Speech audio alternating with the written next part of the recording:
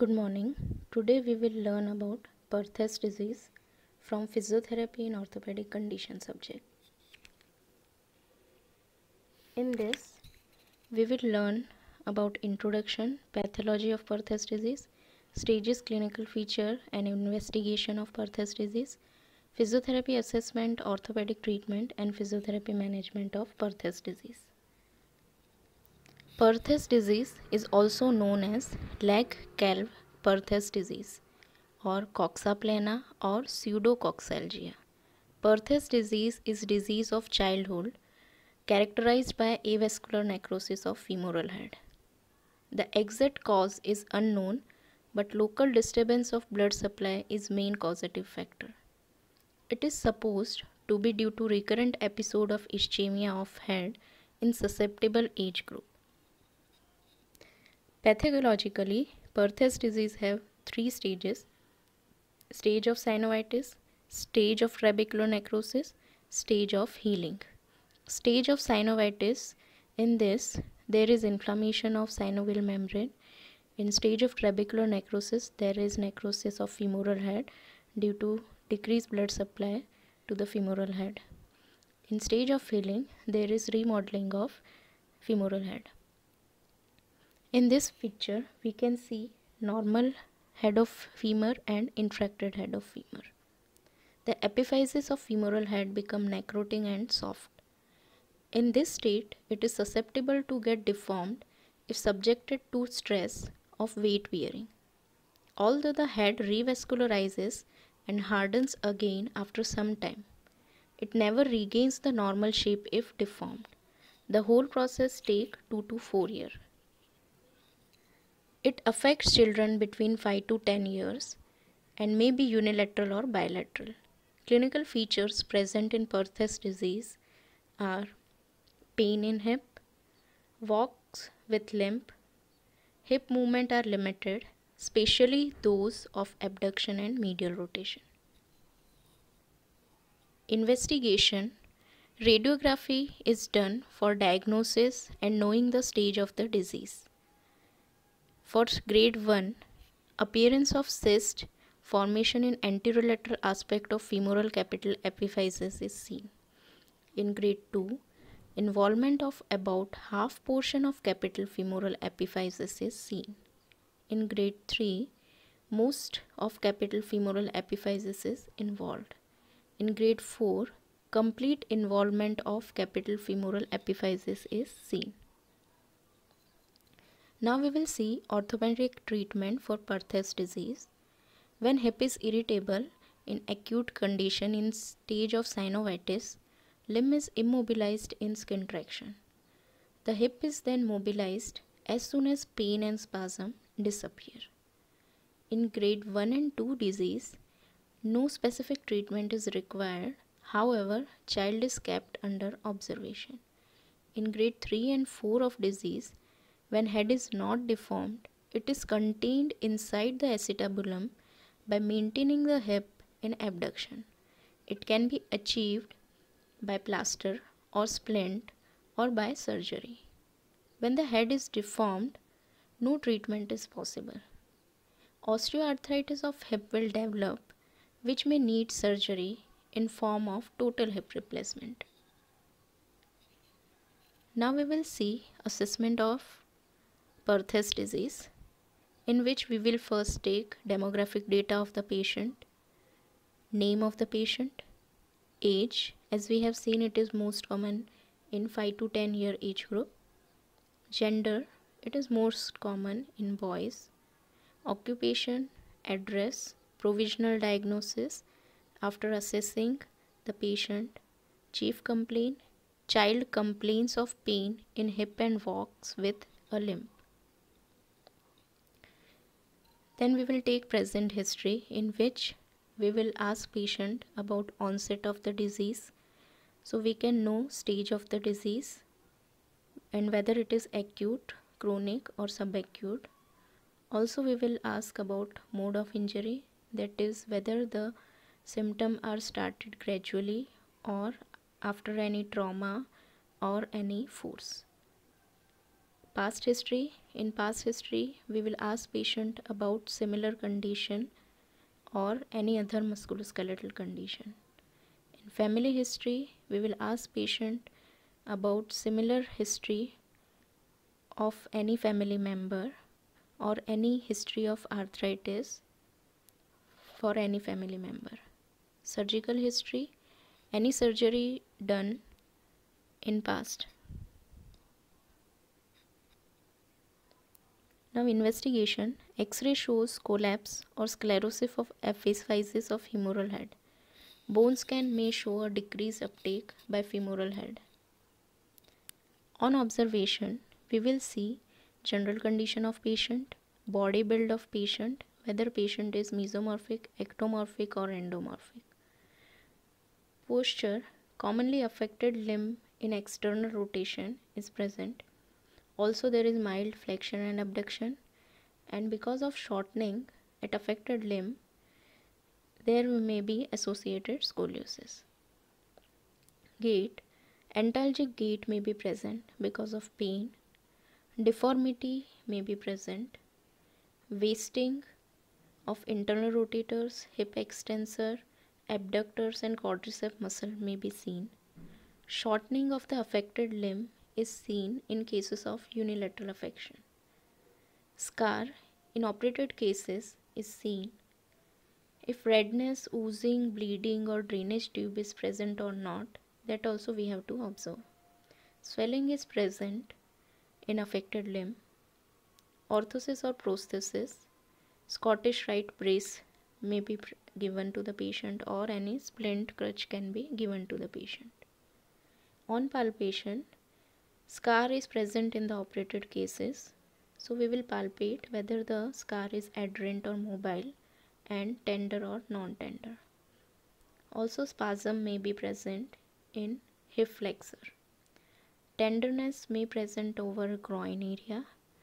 Temperature may be raised during acute stage. Swelling, if present, can be pitting or non-pitting. Now on examination, we will check range of motion of all hip movement of affected limb, which are limited. Abduction and internal rotation are most affected. Along with that, we will examine range of motion of knee joint, ankle joint of affected side and all the lower limb joint of non-affected side. End field may be empty because of pain. MMT should be checked for all hip movements and it should be decreased strength of hip muscle commonly in hip extensor, adductor, internal rotators and quadricep. Along with that, MMT of knee joint and ankle joint are also taken along with normal limb. Scar. In operated cases, site of scar, size of scar, sensations around scar are examined. Also, there are chances of contracture or tightness, which may be present in hip flexor or external rotator hip tightness. Pain assessment, type of pain, 24-hour pattern of pain, modifying factor, that is increasing or decreasing factor of pain, and for intensity we will take VAS scale. Physiotherapy management. Now goal of physiotherapy management are reduction of muscle spasm, pain and inflammation, isometric painless contraction, intermittent compression of joint, maintenance of range of motion, prevention of contracture, increase of muscle strength and ambulation. Now for reduction of muscle spasm, pain and inflammation, which is due to disease process and is primary cause of pain and deformity. So to control it, we will use cryotherapy technique or moist heat with leg maintained in traction. For isometric painless contraction, it should be taught for hip extensor, abductor, quadricep with leg in traction.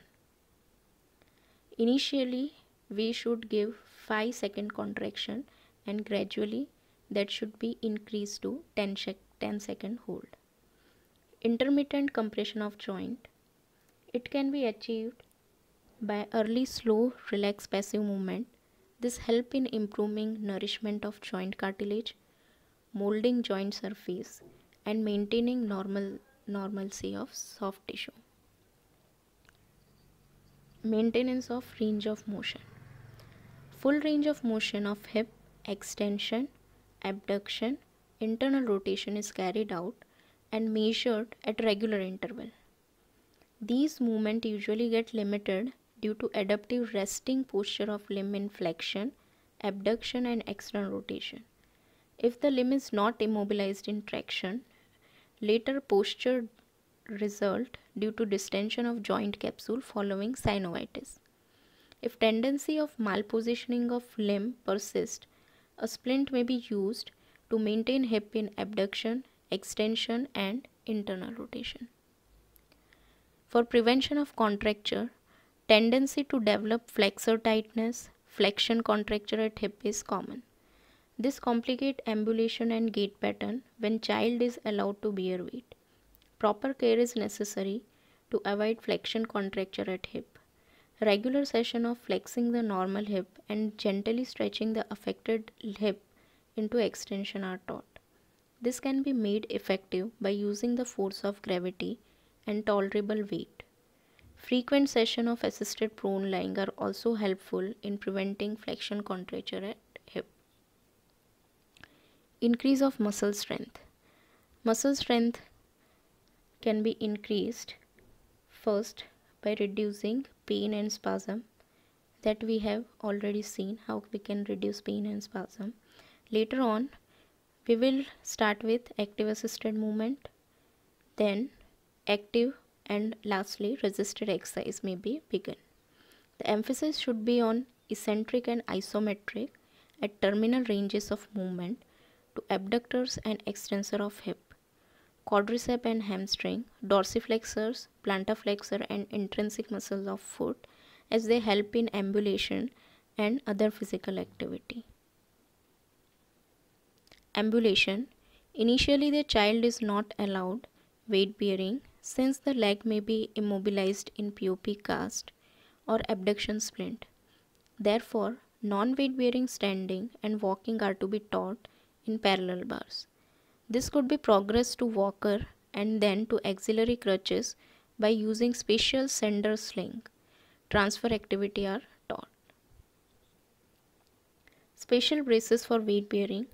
A special brace, Scottish Rite brace, allow flexion of hip while it is maintained in abduction.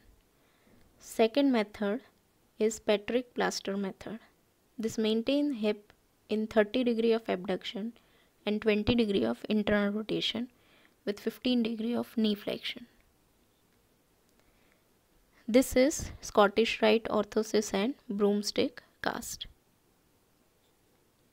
The child needs training in balanced standing, weight bearing and ambulatory activities. Appropriate guidance to parents regarding support and resistance to the child is must during home ambulation.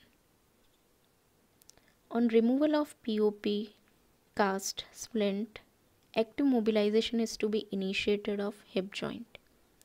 Relaxed passive movement should be started and progress to active assisted movement, active movement, resisted movement. Also, hydrotherapeutic pool exercise is very useful at this stage. Instruction regarding proper posture management to avoid tightness, contracture of susceptible muscle group need to be emphasized. Regaining full range at knee is important at this stage, as that is helpful in weight bearing activity and ambulation. Initial weight bearing has to be assessed carefully for pain. If pain is felt on weight bearing, ischial weight relieving brace may be given. In short limb, weight bearing should be initiated with an adequate shoe raise to avoid pain and excessive compressive force on affected hip. Functional positions like squatting on the floor, cross-leg sitting, Stair climbing should be initiated with enough support and minimal discomfort. Assistive aids should be gradually reduced. Importance of continuing regular resistive exercise to hip needs to be explained.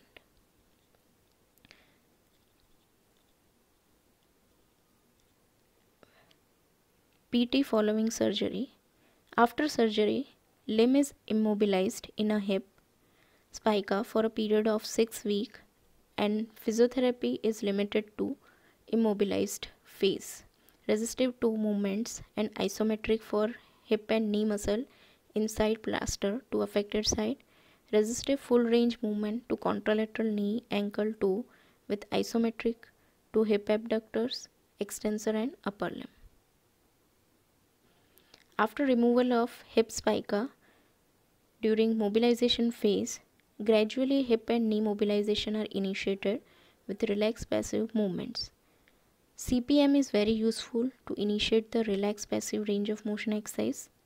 Mobilization, strengthening, ambulation are progressed as described for conservative treatment. Thank you.